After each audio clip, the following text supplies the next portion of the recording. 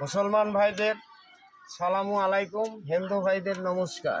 আমি আক্তার পাগল কিছু কথা বলছি, আপনারা শুনেন, লক্ষ্য করি। আমি একলা ভাজা বেশি 5-7টা পশুরি খাই, আমার কোনো ছেলে সন্তান নাই। লাস্টে একটা 0 পয়েন্ট হয়েছে। আসলে এদেশে বাস করব কেমন করে? এদেশে আমরা কোন নিয়োগ লিয়া চলব? এদেশে দেখছি সবাই রাজা। কেননা আমি ভাজা বেশি খাই, আমার দলীয় ভাত দিল আইকালা বাঁশ, 3 রাস্তার মাঝখানে দাঁড় করা দিল। আমি জিজ্ঞাসা করলাম,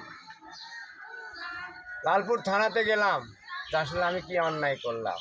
তারা বিচার করলো না, বলছে তোর মাথার তেল নাই, আমার ইজ্জত নিয়ে কেন ছিনিমিনি করা হলো। আসলে শেখ হাসিনা সরকার আমি বলবো না বেশি খারাপ, আমি মনে করি ভালো। কেননা আজ আমার 5টা সাল পাল্লাছে, 2টি সাল পড়তেছে, তারা তো পাচ্ছে না।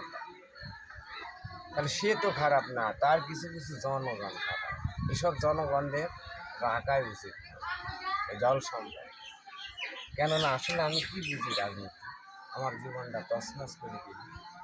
এখন কোনো বিএনপির কোনো নেতা আমার খোঁজ দিল না। আমার কেন 10 কার্ড হলো? আমি কি দেশের নাগরিক? দেশের কেউ। আমি যদি দেশের নাগরিক হই, তাহলে আমার বিচার কেন পালাম না? তাহলে আমার ভাজা বেচাটাই কি পাড়াত নাই? গ্রাম আরবাব, থানা লালপুর, জেলা নাটোর, পোস্ট সালামপুর, গ্রাম আরবাব, হাই স্কুল পাঙ্গল মাঠ, মাঝরেই বাড়ি। আপনি তদন্ত করেন, বুঝবেন যে আসলে সঠিক কী।